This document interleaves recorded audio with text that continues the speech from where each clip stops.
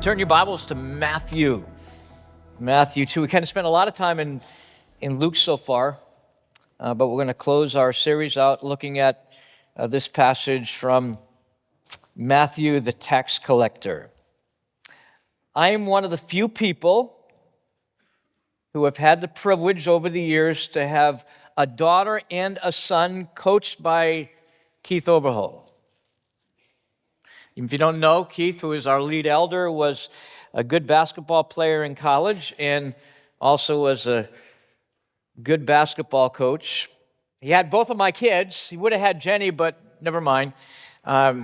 Jenny was a cheerleader, which basically means she's athletic, but she doesn't, never mind. We argued sports being cheerleading in our house, and I always lost. Anyway.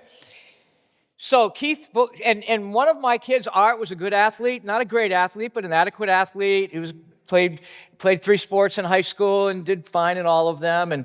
And so Keith, had him when he first came. He came and played for Keith and played JV ball, and then went on and played varsity ball. And so Art was pretty good. Jessica, however, was not. She's not here to get this message. She'll be here next week. Don't tell her I said anything. But she was diligent. She was a hard worker. She was a good defensive player, which is what you usually say of a person who couldn't throw it in the ocean from shore. And so she wanted to get better at playing offense. And so Keith was the varsity girls basketball coach at that time, and I got to coach with Keith for a decade doing that. And so what he did was he didn't think of it, the implication on me at all. We had a basketball hoop in our yard, and he said to Jessica, he says, what you need to do is you need to make 25 layups in a row left-handed and 25 layups in a row right-handed. Practice that at home and do that. Now, for most people, that's not hard. For Jessica, he might as well have said, jump over the moon and back. And so I go out in the yard and say, Dad, will you rebound for me? And so she's out there, and we're out there for a long time. And she's shooting, and she's so diligent. She get 23 in a row and then miss one. We're going to start over, Dad. Oh, I'm going to kill Overholt. And she went, and finally the right hand wasn't too bad, but she finally makes this is after a long time, maybe an hour and a half, 2 hours, and she finally makes the left-handed layup, and she's so excited, and she jumps into my arms, and she holds me, says, thank you so much, Daddy, for coming out and doing this with me. I'll never forget that moment, ever. Ever. Fast forward about 5 years, and Jenny's graduated from high school, and she's going to Cedarville University, and I'm driving her up in our reliable Ford car, and who ended up, by the way, passed away up there. And so I drive her up there, and she's gonna be in a dorm with one of my best friends from college up there. I know most of the teachers up there, and I know everything. But I feel like I'm leaving my daughter up 1,000 miles away. So I drive her up there. Ruth was teaching at the time. She didn't get to come with me. So I drive Jenny, and we go through kind of that stuff that you do and your orientation, and they try to keep the parents somewhat occupied and try to help you feel comforted that they're going to take care of your kids. And, so they tell you, we haven't lost a kid in a number of years. Anyway, so they go through this whole thing. And then finally, the day comes where I'm going to drop Jessica off. And so I drop her off in the dorm, where Maddox was down there, Alan. I'm coming out to Main Street there in Cedarville. And so I pull in, drop her off, and everything's going well. And I'm maintaining some composure.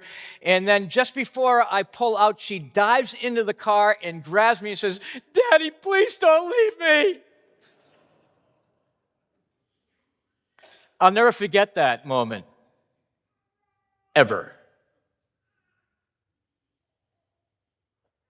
Those are called, I would call them frozen moments in life.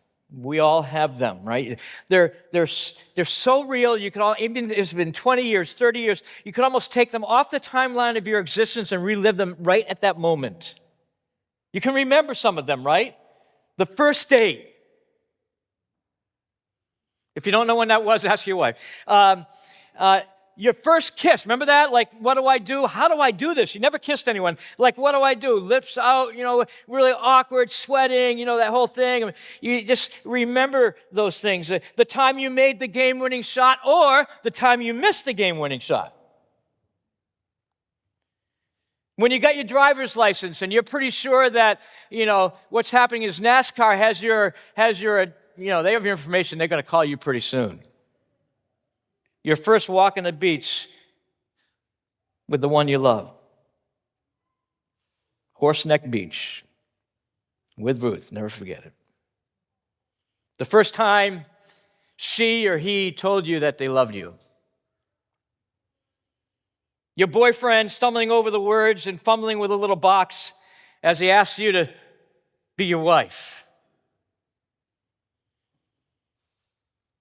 The first appointment with the doctor when you heard the heartbeat of your child. Listening to your child whisper that first prayer to the God that created them. Watching your kindergarten child disappear into the classroom for the first time, knowing deep down that they would be okay, but you're really not quite sure about yourself.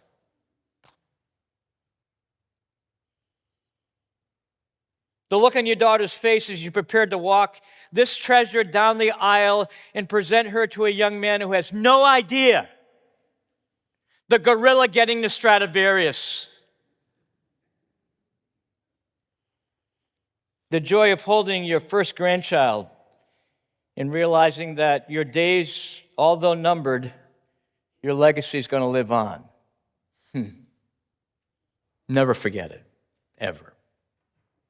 And it's interesting that a lot of our frozen moments in life are built around Christmas.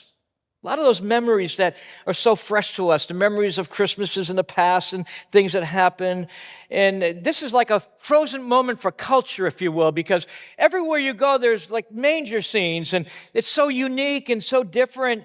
And yet, in all of these locations, it seems to be special and has significance. And because we're remembering that God so loved the world, just like our kids quoted from John 3:16, that in the history of time, God was sending his son to be the payment for our sins. He was writing his love story in flesh and blood in the person of Christ.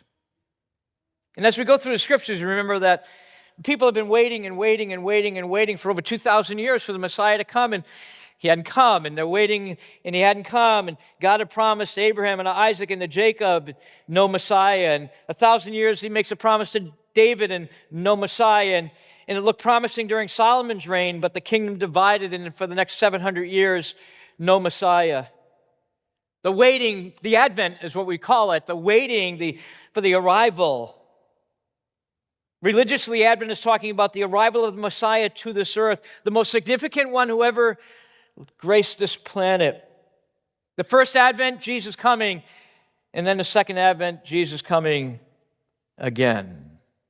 And what we've been doing is looking at the contrast. Even though it was promised and people should have been ready, some were, some weren't. And so we've been talking about being prepared for Advent, hoping that we will be prepared each Advent season and that we're prepared in our hearts for Jesus to be the ruler of our existence. We looked at Elizabeth and Zechariah. We talked about them, and they were prepared. And then we looked at Herod. He wasn't. And we looked at the shepherds. They were prepared. The innkeeper wasn't. Last week we looked at the hometown of Jesus, had every opportunity, every advantage, yet they weren't ready. And then we looked at a young couple in their teens, Mary and Joseph, and the fact that they were ready and they knew Scripture. This morning we're going to look at two again that are in contrast, the Magi, and then we're going to spend our time talking a little bit about the religious leaders. I want you to look at Matthew chapter 2 with me. We've looked at this kind of in general. We talked about King Herod. But we have this kind of unique group. Jesus was born. We already talked about that. And how Mary, brought forth her firstborn son and lays him in cloth and strips of cloth and puts him in a manger. And you can imagine the questions going on in Mary's heart. Think about it for a minute, gals. You're raising God in the flesh. Think about that. You're opening up to them the world that he created. You ever think about that? Like, let me tell you how the world was created. And you ever think he said, no, that's not how it happened. I was there. When you're baking cookies, do you bake them differently knowing God's eating your cookies? I mean, all the things that go on, and Mary raised him. And we know she would raise him biblically in the nurture and admonition of the Lord. We know he grew in grace and in knowledge and favor with God and men. We know about that. But the details of that are not revealed to us in the Scripture. But sometimes we need to do a little bit Mary, and we need to ponder some of these things in our heart. Think about them. What would it have been like to raise the Messiah? Well, what we know is after he's born there in chapter 2, verse 1, in Bethlehem of Judea, when Herod was king, we talked about him, kind of delirious guy, and behold, wise men, here are these magi, that's what the word is, magi, wise men from the east came to Jerusalem. And they were having a question, where is he who was born king of the Jews? We read the stars and we've seen the star, and we know this is the time. Could you tell us where he is? Now, what do you know about the wise men? Some of you are astute. They were wise. Very good. Very good. Magi. There's a lot of traditions around the wise men, right? How many? Text doesn't say that, but how many? 3. By the way, and tradition says that one was 20, one was 60, or one was 20, one was 40, and one was 60. That's clever. Actually, names have been given to them. Caspar, not Casper, that's the ghost. Caspar, Belshazzar, and Melchior. One was from the line of Ham, one was from Shem, one was from Japheth somehow. And skin color, and by the way, look at some of them and notice carefully, the color was black, yellow, and white. Said that 3 skulls were discovered in the 12th century by Bishop Ronald of Cologne in Constantinople, and they were brought to Cologne and displayed there. Now, nothing in the text says they were kings. I hate to ruin your Christmas carol. We're not told there were 3. Right? And by the way, and they surely weren't from the Orient. So we 3 kings of Orient are sorry. They probably came from, at least if I put it together, right, Assyria, which would be Chaldea, which would be modern day Iraq. Okay, probably came from there. That would be, it's kind of where the Babylonian area was, and so probably came from that area. What we know is that the Jews had been there during their deportation. And we know in that whole Babylonia, Syria area, there were Jews in the deportations were in both of them. Remember the deportation 722 and one in 586 or 606 to 586, they were taken into captivity. And remember Daniel kind of rose to a second position of power, and Daniel was a person of interpreter of dreams, and he had an impact on a lot of these guys. There was a messianic expectation among the prophets. The Magi seem to be priestly sages. The word is really not translatable, Magi. It's just kind of, that's why it's wise. We're not really sure what to say. But there was a priestly line, kind of like the Levites, except for in a Syrian way. They were extremely well educated for their day. They were specialists, by the way, in medicine and religion.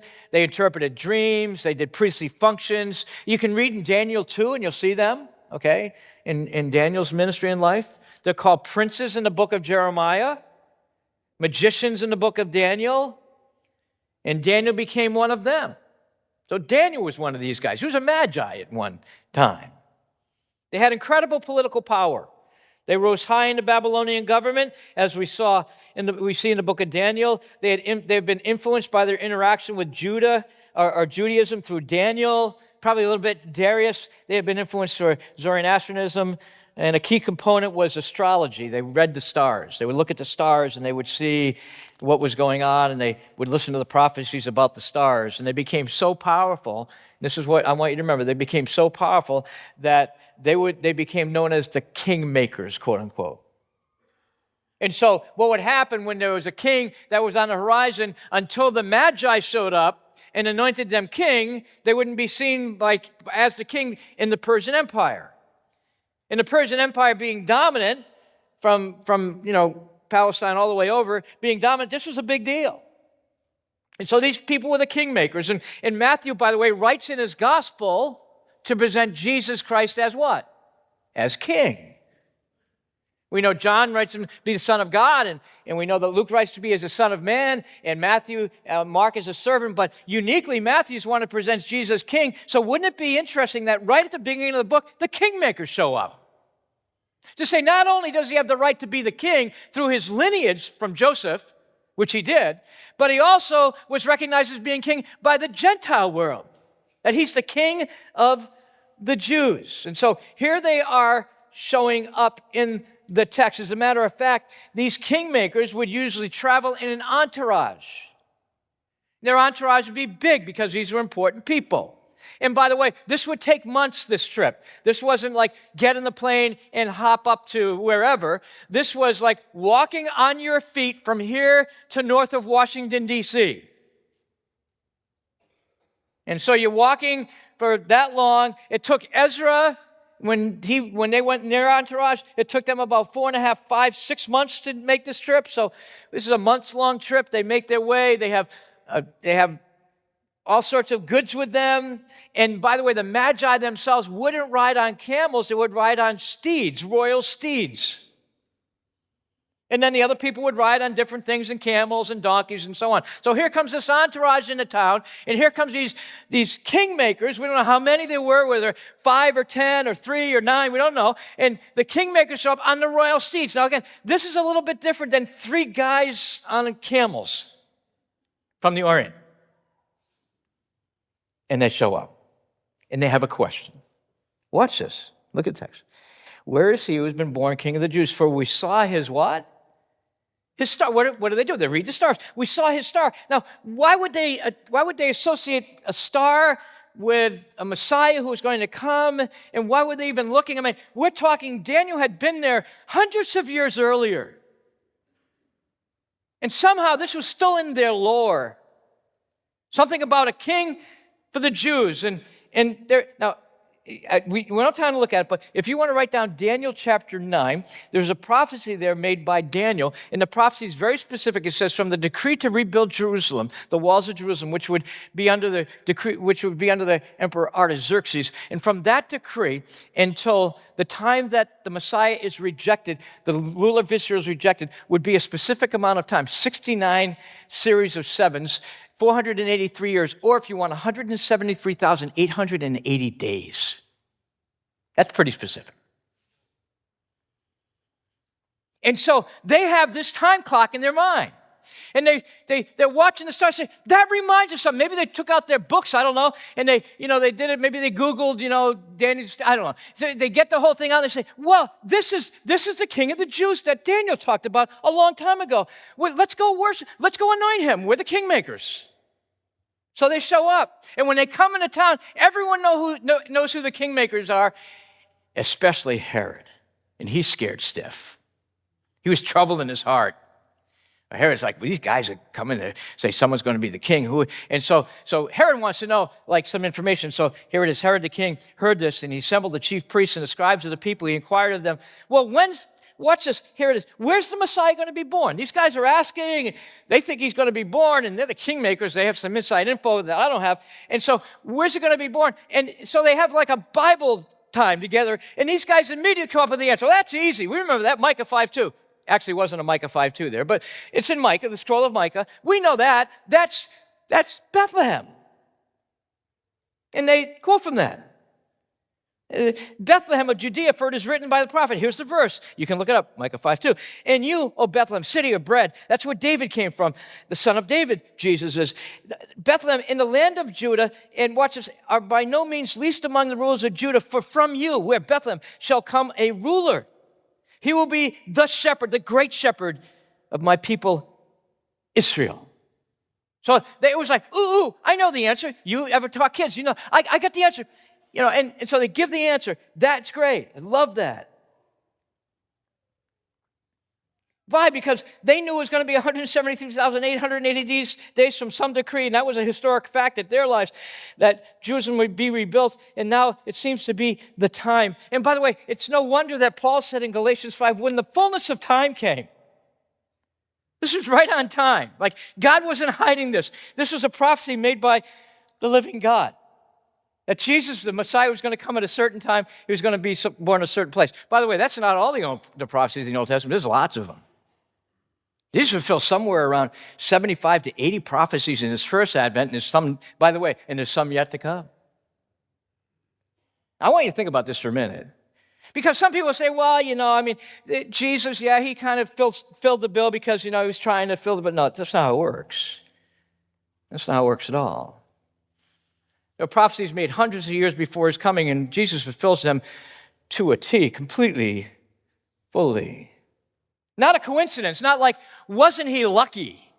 Like, how lucky would you be to be born somewhere? Like, how much control did you have over where you were born?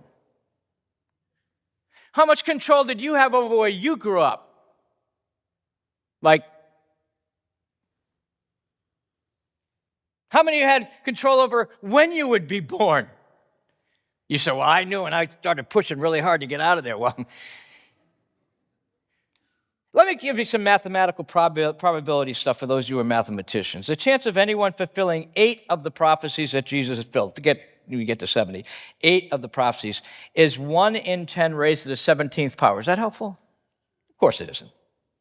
I'm trying to impress you.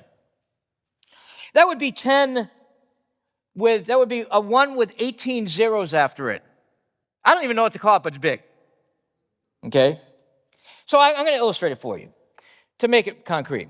If you wanted to pile $100 bills up, and you wanted to pile $100 bills to make a stack of 1,000, it would be 3 inches tall. Okay, that's not, 3 inches tall. That's 1,000. By the way, you probably have to borrow them from Alan Green, but that's 1,000. A million, just to give you scale, a million would be as high as the Bach Tower. Okay, $1 million, $100, 1,000, 3 inches, a million, Bach Tower. Okay, got the scale there? Because we think, million, trillion, not a big difference, And then, well, how about a trillion? A trillion, give you back. A trillion, would you pile them up from here to the moon? That's the difference between a million, Bach Tower, a billion, a trillion, the moon. How far is the moon away? 238,000 miles. That's a while. That's how many. This number is way bigger than that number. This number, by the way, 8 of the prophecies, the mathematical probability is you take all those $100 bills, not 1 time to the moon, not 2 times, 100 times to the moon. You mark 1 bill, you knock the piles down, you mix them up, you blindfold it, you got 1 shot. That's the mathematical probability of Jesus fulfilling 8 of those prophecies. Lucky? Let me give you a better perspective for those of you who watch the lottery but don't do it because you have conviction. Anyway, you buy one lottery ticket 10 days in a row, and you win it 10 days in a row. I mean, you say, no way, it's never happened. Sure, that's right. Now, just to make it more interesting, to fulfill half of the prophecies Jesus fulfilled in his first advent, that would be 10 raised to the 157th power, which is 10 with 157 zeros after it. There's no way I can illustrate that with piles of bills because it would include the sun, and of course they would burn when they get close to the sun, so forget it. And so let me go to the lottery illustration. The mathematical probability of Jesus fulfilling half of the prophecies that he did, that's 40, half of the prophecies he did during his first advent is like buying a lottery ticket and winning 6,700 days in a row. Over 20 years. You buy a lottery ticket, one day you win, another day you win, 20 straight years. That's the mathematical probability of Jesus fulfilling half of the prophecies he did. You say, what is for all the prophecies? I'm not even going to illustrate that. Stupid. The point is, it's not luck. There's no probability at all. It's just, by the time you get here, it's fact. Jesus came. Now, here's the issue. Why, with all of that, would a person who's thinking and has worked their way through the scriptures and study it, how could they ever come to the conclusion, or why would they ever come to the conclusion that Jesus isn't who he said he is? that he is the Messiah. And that's answered by the Apostle John in the Gospel of John. You remember the kid said, "For God so loved the world that he gave his one and only Son, that whoever believes in him would not perish but have everlasting life. For God did not send his Son into the world to condemn the world, but that the world through him might be" what? Might be saved. Whoever believes in him is not condemned, but whoever does not believe in him stands condemned already, because he has not believed in the name of the Son of God. This is the verdict.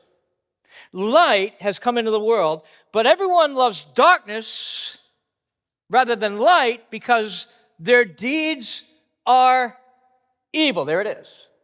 People reject, not because of superior evidence for a different worldview. That's not, they can say all they want. They can say they're intellectually convinced. Whatever reason they come up with, the reality is they do not want to submit to anyone, but surely to Jesus. It's not superior viewpoint, not superior worldview. It's not superior facts. It's that a person does not want to give up the rulership of their life, period. And there's no salvation given among men through anyone else but Jesus. And so here's these magi. They were ready. They had thought it through, and they were convinced that if you could predict something this far in advance and the stars there, hey, we're in. And so they came. You see that? They came. And by the way, Herod tells a lie. Herod says, hey, you know what? If you find him, I want to come and worship him. I'm really into worshiping God. He just wants to know, because we know he ends out trying to have the babies killed because he wants to extinguish the king of the Jews. But they were looking for a king. Why were they looking? That's what I grapple with. Why were they looking? Well, they came to worship. Isn't that interesting? They could have came and just anointed him, but they didn't just anoint him, they worshiped. So there's something inside of their soul that they recognize there's something missing. There's someone I need to worship. I've been created by God to worship. And they know they had something missing in their worship. They had a need.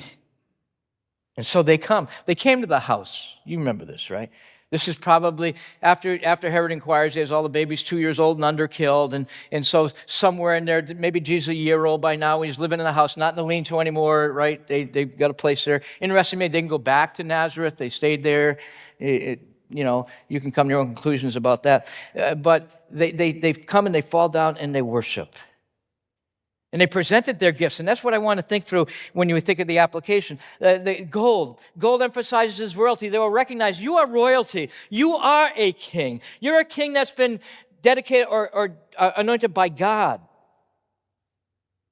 He is the king. And so, listen, when we're coming to worship at Christmas time, we're not worshiping a baby. Baby's kind of not obtrusive, right? But we're worshiping the king. The king has come. And by the way, let me say this. He's king, we're not. He's king, we're subjects. He's ruler, we obey.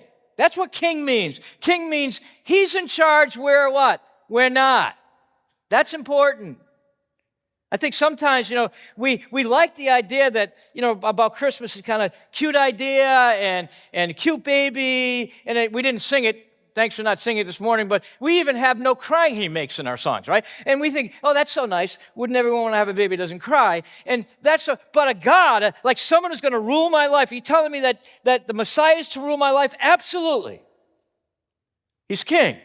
If everything in this book is true about Jesus and his kingship, then we are people who should willingly and joyfully submit to him. John MacArthur writes in his book on the coming of Jesus, he said, people don't mind taking time off to commemorate Jesus' birth. They will even embrace him as a resource when they get in trouble. They might gladly accept him as a spiritual benefactor. They're even willing to add him to their lives and call themselves Christians.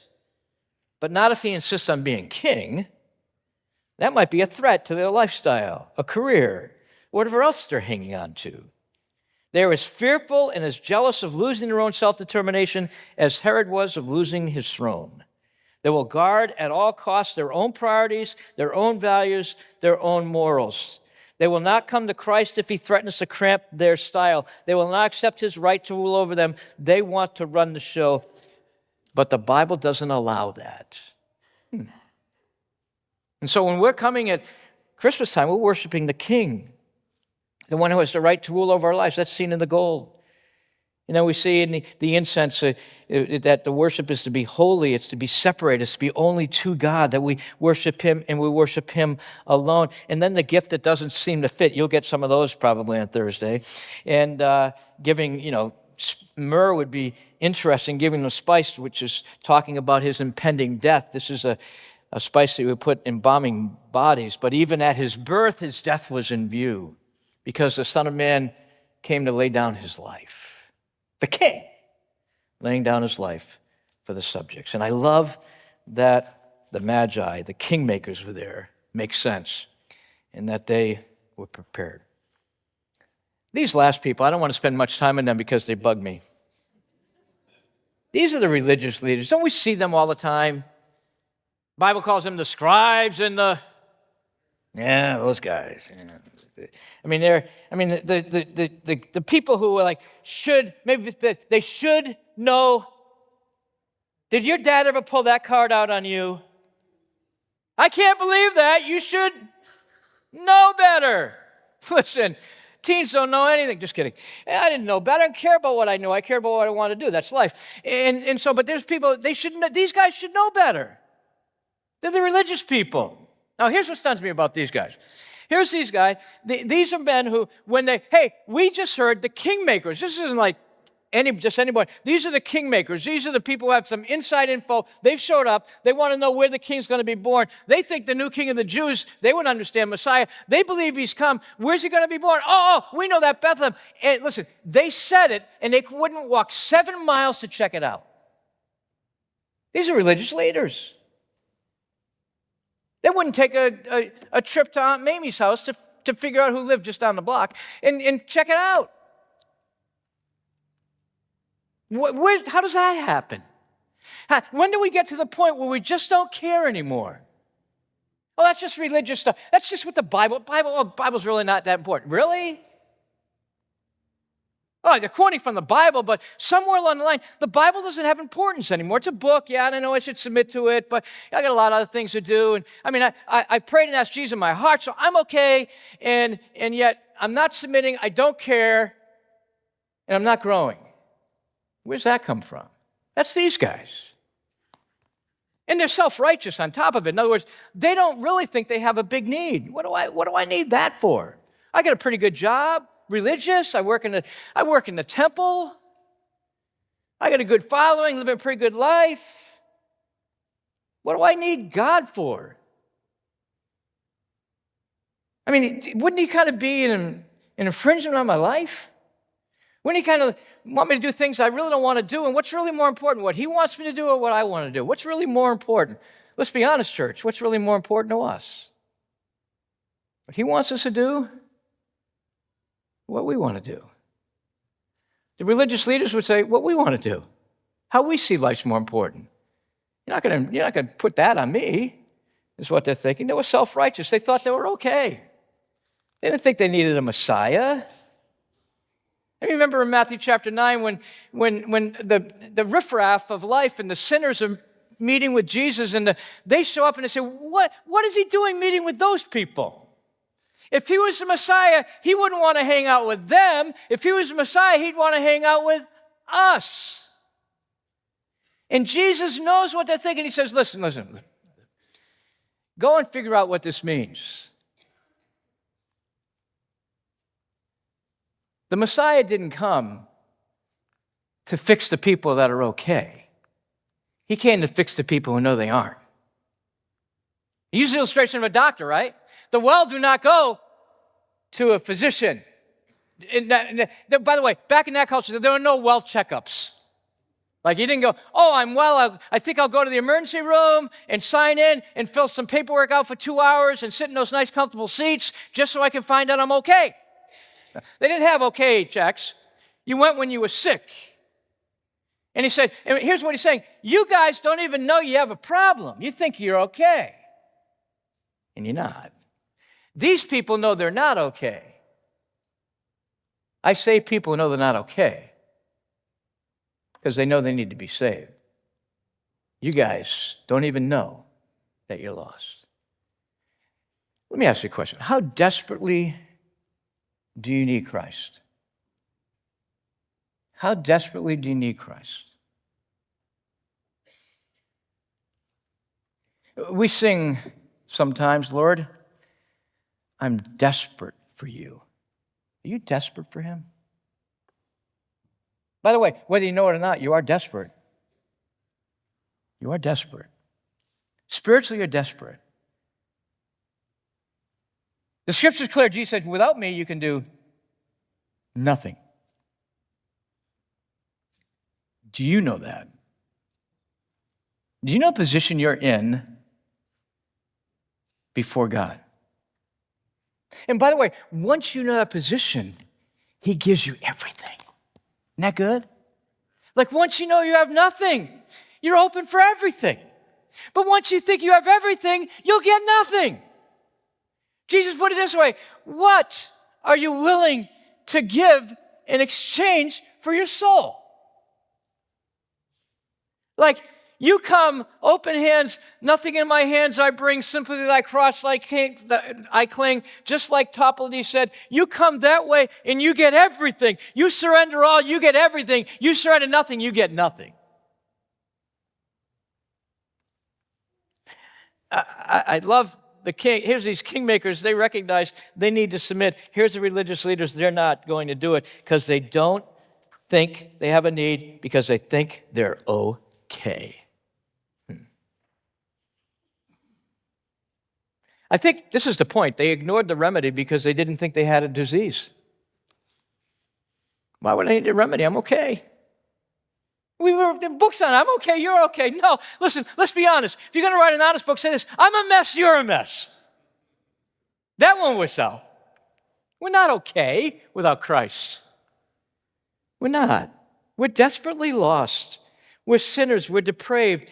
We're so bent in ourselves, we don't even know how bent in ourselves we are. But the Lord just wants simple humility. Lord, here I am. I'm going to die to myself and die to my wants and die to my dreams and die to my desires, because even though I think they're okay, I am so bent, I'm going to abandon that and I'm coming to you, Lord. Take my life. It's yours. Man, the opportunities after that, my friend, are endless. Some of us are so scared to do that, aren't we? We're so scared. We think that God's kind of this ogre in the sky that once you come to him and offer him anything, he's going to make your life miserable. You couldn't be further from the truth. So how about you today? When Paul thought about his relationship with God, here's what he understood. Here's what he said. This saying is trustworthy. I like this. In other words, you can bank your life in it. This is a trustworthy saying and worthy of everyone accepting it, that Christ Jesus, the Messiah, came into the world to save what? Sinners, sick people, depraved people, broken people, people who can't put themselves back together and know it. He came to give his life for those people. And he says, I received mercy as a result of that. Because Christ displayed his love in that he saved me, the worst sinner of all. Wow. Wait a minute. You're Paul. Like you're starting churches and you're writing the Bible.